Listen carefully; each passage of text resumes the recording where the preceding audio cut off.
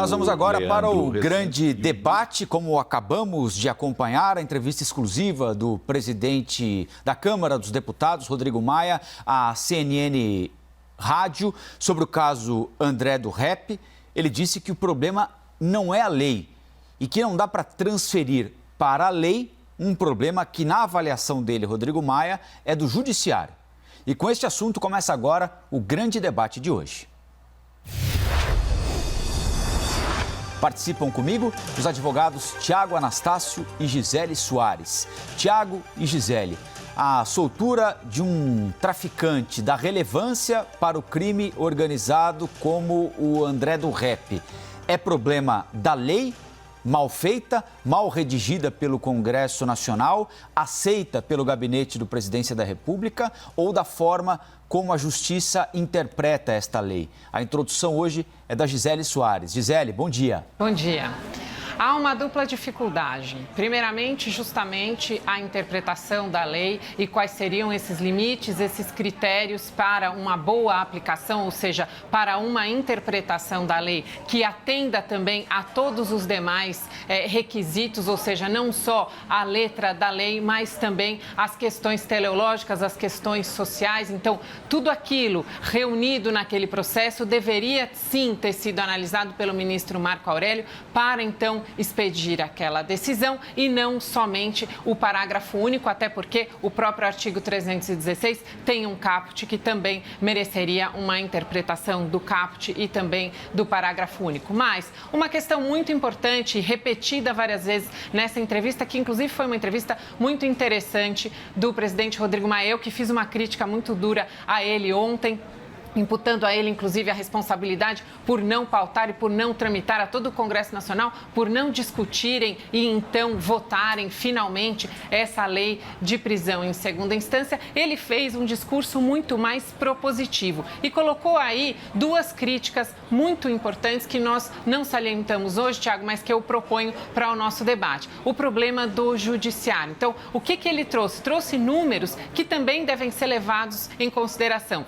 70% das ações tem parte o Estado no judiciário, ou seja, nós temos um judiciário atolado e em outro aspecto, nós temos uma norma que exige que a cada 90 dias haja uma revisão da situação fática de cada prisão preventiva para, eventualmente, a sua revogação. Então, é um problema da lei, do judiciário ou destes procedimentos internos que não estão atendendo às expectativas da sociedade. Então, houve ontem e hoje um apontamento de dedos e todas as instituições buscando quem é o culpado. Não se trata, e aí concordo com o Rodrigo Maia, não se trata de buscar culpados em si e de fazer uma reflexão e trazer proposições e melhores. Então, vamos identificar onde estão esses problemas e aí há uma necessidade de fazer uma verificação quantitativa de números do judiciário para conseguirmos entender como é e quais seriam as melhores medidas e soluções para a gente conseguir avançar nesse debate e trazer soluções efetivas que tragam segurança jurídica, porque o que nós vemos hoje é uma grande insegurança jurídica com cada ministro sendo um STF em si. Então, nós temos lá 11 cortes e não uma corte com 11 ministros. Tiago, o problema é da lei mal redigida ou da forma como a lei é interpretada pelo judiciário? Bom dia. Bom dia, querido. Rafael, eu estou aqui há 6 meses falando exatamente o que a Gisele colocou agora. Essa é a instigação que eu faço cotidianamente, dizendo que o problema brasileiro não nasce exclusivamente da Suprema Corte, muito pelo contrário. O problema é que hoje o brasileiro conhece o nome de 11 ministros do Supremo e não sabe nem o nome dos 11 jogadores do próprio time. Enquanto o problema não é esse. O que eu coloquei ontem aqui no debate? Exatamente o que o presidente Rodrigo Maia colocou agora. A Gisele ontem concluiu o debate da mesma forma.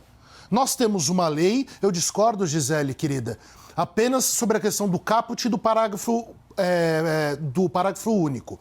Por quê? Porque exclusivamente são hipóteses de direito distintas. Mas esse é um assunto muito técnico, eu deixo para depois, para debater contigo nos bastidores. Senão a gente vai entrar num juridiquês aqui que ninguém suporta. Mas esse é o ponto que tenho trazido desde sempre, principalmente sobre o debate em segunda instância, da prisão, da famigerada prisão em segunda instância. Ela já ocorre, gente. ela já ocorre. O ponto que se deve colocar é, por que os recursos demoram tanto para serem julgados? Como os recursos estão sendo julgados? Por que recursos são aceitos para uns e não são aceitos para outros? Eu me coloco hoje numa situação em que, politicamente, eu não só concordo, como devo aplaudir o líder do PFL do Rio de Janeiro, de tão maluco que o Brasil está. O presidente Rodrigo Maia foi ponderado, está certo, o problema não foi da legislação, e digo mais, tem um exemplo aqui, mostrei inclusive para a Gisele antes de entrarmos no ar, como, sim, o Ministério Público opina nos casos de prisão nessas hipóteses de revisão de 90 e 90 dias, e como os juízes têm analisado. O caso do André do Rap é um caso absolutamente simples, Rafael. Ele ficou foragido por 5 anos. Bastasse uma linha de um promotor de justiça dizendo: André do Rap ficou por 5 anos foragido. Logo, não pode ser solto, uma vez que a lei penal deve ser aplicada e não há garantia sobre isso. Era isso, podia ser na caneta. Bastaria isso. Agora, não fizeram isso, o juiz também não fez isso. Agora, óbvio que as notinhas das associações, todo mundo vai fugir da responsabilidade e a culpa é do ministro que aplicou a lei? Ok. Gisele, está havendo uma transferência de culpa nesse caso? De quem deixou de escrever essas poucas linhas mal traçadas, diria o poeta, para manter o André do Rap na cadeia, para o ministro Marco Aurélio? Pois é, Tiago, eu só discordo de um ponto aí. Ele foi condenado em 2 instâncias anteriormente com pena de 25 anos. Então, só queria repisar esse ponto. Se já tivéssemos sedimentado essa posição de que há o recolhimento prisional após a condenação em duplo grau de jurisdição, não estaríamos aqui nesse debate. Então, acho que esse é o erro que nós estamos discutindo aqui. De quem é o erro ou de quem é a responsabilidade nesse momento? Acho que o importante dessa pergunta é buscarmos soluções para ela. Então, identificarmos onde é que está esse problema no judiciário, e aí judiciário amplo, judiciário, Ministério Público, Defensoria Pública, enfim. Vamos debater onde é que estão os problemas e aí, identificados esses problemas, vamos solucioná-los. Então, especificamente com relação a esse caso, acho que a prisão em segunda instância já colocaria uma pá de cal, não estaríamos debatendo aqui. Mas o debate ele é relevante justamente para entendermos o que é responsabilidade da lei e o que é problema de procedimento, ou seja, dos regimentos internos, do andamento, do impulso oficial dos processos e dessa dificuldade. Porque, em última análise, Tiago, que eu estou entendendo que é a sua crítica é a seguinte: ninguém fez aquela frase de uma linha requerendo que ele, então, fosse mantido em prisão preventiva, já que haveria esse decurso do tempo de 90 dias. O Ministério Público não fez.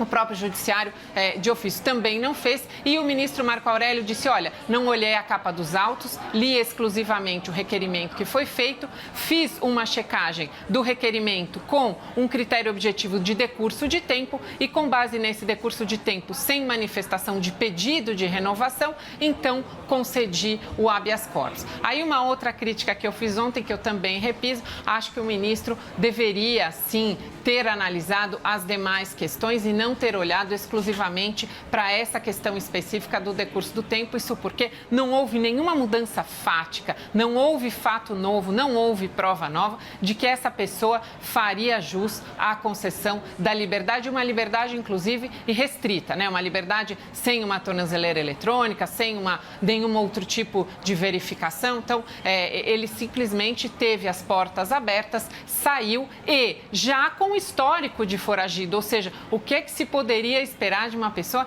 que já tinha ficado 5 anos foragida da justiça e que houve um grande trabalho de inteligência para conseguir, então, identificá-lo e trazê-lo para a prisão. E há, inclusive, um outro pedido que aguarda a manifestação também do ministro Marco Aurélio de situação absolutamente idêntica por pessoa que também participa dessa mesma organização criminosa do André do Rap, ou seja, nós corremos o risco de ter mais uma decisão nesse mesmo sentido sentido e o debate avançar e a impunidade acabar sendo a regra e não se fazer justiça e se manter essas pessoas em cárcere porque são perigosas para a sociedade. Gisele, você coloca um ponto que é muito importante e o nosso problema aqui é o tempo que a gente tem para debater um assunto tão grandioso e tão complicado. Claro. Você, por exemplo, disse que o ministro Marco Aurélio deveria analisar os elementos que existem nos autos para saber se há fatos novos ou não. O problema é o seguinte, nós estamos falando de habeas corpus. Você sabe bem, né, que o habeas corpus é a palavra única, é a palavra do cidadão contra uma coação do Estado. Já seria difícil. Outra coisa, a quarta instância analisaria a questão probatória para fazer, como o ministro Fux disse, analisar que é um réu perigoso. Espera aí, teríamos 4 instâncias analisando provas, porque você só chega à conclusão que alguém é perigoso ou não se você analisa provas. Então, veja como o sistema entra em choque e ele se torna contraditório quando nós não respeitamos a lei. E aí o meu ponto, Gisele, você coloca de uma forma muito fina, que a grande realidade desse caso é: ninguém trabalhou. O ministro que aplicou a lei, todas as bombas do mundo estão caindo nas costas dele. A realidade, nós sabemos, é essa. O que nós devemos fazer? O que devemos exercer no Brasil? A crítica. Nós precisamos acabar com esses sacerdotes de Osíris, que se tornaram as instituições públicas e muitos dos seus integrantes. Não há um A de crítica ao Ministério Público no Brasil. E a responsabilidade, nesse caso, é do Ministério Público. O presidente Rodrigo Maia está certo. A responsabilidade é dos juízes. Infelizmente, nesse caso. Por quê? Porque bastaria uma linha e meia para não criar o quê? Não criar esse burburinho social e agora esse alarma que é feito contra o ministro Marco Aurélio, que tomou a decisão certa. Porque o máximo, o cúmulo do máximo que podemos chegar é pedirmos para que ministros não cumpram a lei. O ministro tem essa característica. Ele analisa o fato e a coação. O que é a coação? É uma ação do Estado que não respeitou a lei. E o ministro Marco Aurélio tem essa característica. E ele não se abala. A chance dele dar esse novo habeas corpus é enorme. Até seria incoerente se seria não desse, incoerente, né? E ele não se abala. E nisso ele merece aplausos. Não aplausos porque solta o traficante, porque para ele ilegalidade é ilegalidade. Agora, eu não vejo ninguém indo perguntar o porquê que as instâncias inferiores não trabalharam nesse caso. E o mais importante, faço uma provocação, Rafael, para a Gisele. A polícia viu que ele não estava indo para o Guarujá, estava indo para Maringá. Vem cá, ele estava sendo monitorado e fugiu. Tiago, eu ia justamente aliás, fazer essa pergunta. Só para colocar um ponto aqui, ontem nós entrevistamos no Novo Dia o promotor Lincoln Gaquia, que é do GAECO, especializado no combate ao crime organizado em São Paulo, e ele disse que a polícia não poderia interferir neste episódio. Estou só colocando aqui o que ele disse. Que a polícia não poderia interferir neste episódio porque ele estava no carro acompanhado do advogado e com um habeas corpus que garantia a ele liberdade. Foi a explicação que ele nos deu aqui. É mais uma desculpa dos nossos sacerdotes de Osíris. Vamos lá. Apresentou-se o local aonde André do Rep ficaria. Guarujá. Ele está indo para o Guarujá com a ordem de habeas corpus debaixo do braço, não há nenhum fato novo. Se ele pega e toca para Maringá, existe um fato novo. A competência não é mais nem do ministro do Supremo. Aí ele entra num avião, ele vai em direção a um aeroporto. Que tipo de interpretação é essa que se dá do habeas corpus no Brasil? Também está errado. E segundo o promotor, era um jato particular que estavam aguardando já no aeroporto no Paraná. Ou seja, veja tudo o que se sabe. Agora, me desculpem, é um fato novo. Pois é, Tiago, mas vamos pensar na questão prática. Então, imagine essa cena. Essa é a coisa mais prática que tem. A pessoa está indo em outra direção, a polícia então faz a abordagem. Você imagine a quantidade de advogados, o próprio advogado do André do Rep, que viria com essa mesma interpretação do próprio promotor quando ele deu a entrevista ontem, falando em abuso de autoridade, que a polícia não poderia tê-lo bloqueado, porque ele, na verdade, estava indo visitar uma tia ou qualquer coisa e depois retornaria para o Guarujá, que ele já havia declinado seu endereço fixo para a justiça, que ele já havia se comprometido a comparecer. Então, eu me coloquei, inclusive, esse questionamento, até fiz esse questionamento para você com relação a, eventualmente, terem sido colocadas outras restrições, eventualmente até uma tornozeleira eletrônica, e você muito bem me esclareceu que não poderia. Isso porque a ordem judicial foi de soltura. Agora, aí ficamos nesse debate. Discutimos formalidades legais e, na prática, a pessoa saiu pela porta da frente da cadeia. Algo está muito errado nessa situação. É preciso que, sim, normas, seja lei, seja procedimentos internos, enfim, é preciso que haja um casamento entre o que há de formal previsto, ou seja, a regulamentação legal, e a prática. O que não pode acontecer é que o bandido use da justiça, que ele use da letra da lei, para então sair pela porta da frente e rir de todas as pessoas, dizer que vai para o Guarujá, vai para um outro lugar, pega um jato particular e foge, e certamente será muito difícil de encontrá-lo. Ele que ficou 5 anos ardilosamente fugindo da justiça, vivendo inclusive uma vida de absoluto luxo e tranquilidade. Então, é isso que não pode acontecer, e acho que essa é a indignação das pessoas, seja com a justiça, seja com a lei. É preciso que haja, sim, uma transformação, porque o que não se pode admitir é que uma situação fática dessa aconteça. Já vamos para os argumentos finais, começando com você, tá, Tiago? Claro, Rafael. O ponto, Gisele, eu sempre volto. Nós precisamos parar de falar de direito para o público e falarmos de fatos. Se uma pessoa está condenada na Lei Maria da Penha e ele vai à casa da pessoa que ele agrediu anteriormente, enquanto disse que iria para o outro lado da cidade, você tem um fato novo que pode levá-lo à cadeia. Se eu sou solto pela justiça enquanto eu estou sendo processado e vou em direção à fronteira e não para o outro lado, onde seria a minha casa, é um fato novo. Eu não entendo essas interpretações de ocasião e essas desculpas institucionais que vão sendo dadas para cegar a população, para que a crítica de fato seja feita a quem interessa. Isso é que está errado.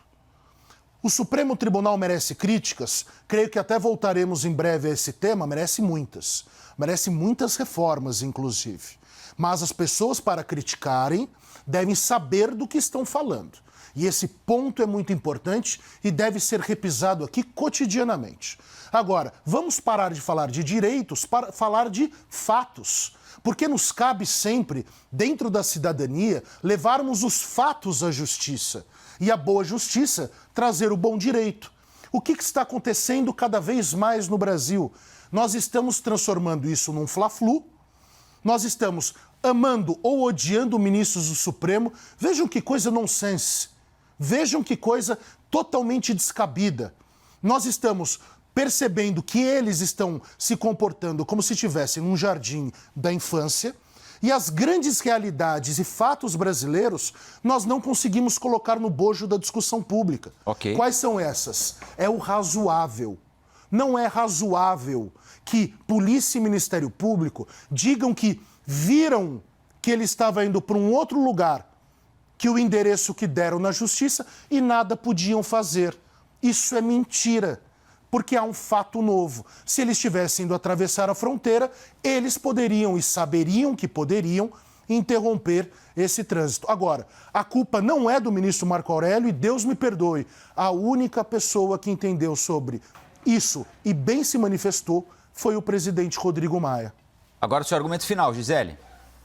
Eu acho bom que todos os brasileiros conheçam o nome dos ministros do STF. Acho importante que os julgamentos, inclusive, são televisionados para que seja dada transparência e que mais brasileiros tenham acesso e conheçam como é o sistema de justiça brasileiro. O que nós precisamos é avançar e conhecer mais e participar mais da feitura das leis, ou seja, da forma como as leis são feitas e, mais do que isso, como essas leis vêm sendo aplicadas pelo judiciário. Eu concordo aí nesse ponto com você, Tiago, e até daria um passo a mais. Talvez seja a hora de repensarmos o judiciário. O presidente Rodrigo Maia, com quem eu tendo a sempre discordar, mas hoje também nessa entrevista dada à Rádio CNN, acabo concordando com ele, trouxe uma forma bastante propositiva de discutir o judiciário e fez duras críticas implícitas na sua fala ao Poder Judiciário. É hora de nós, sim, repensarmos o judiciário.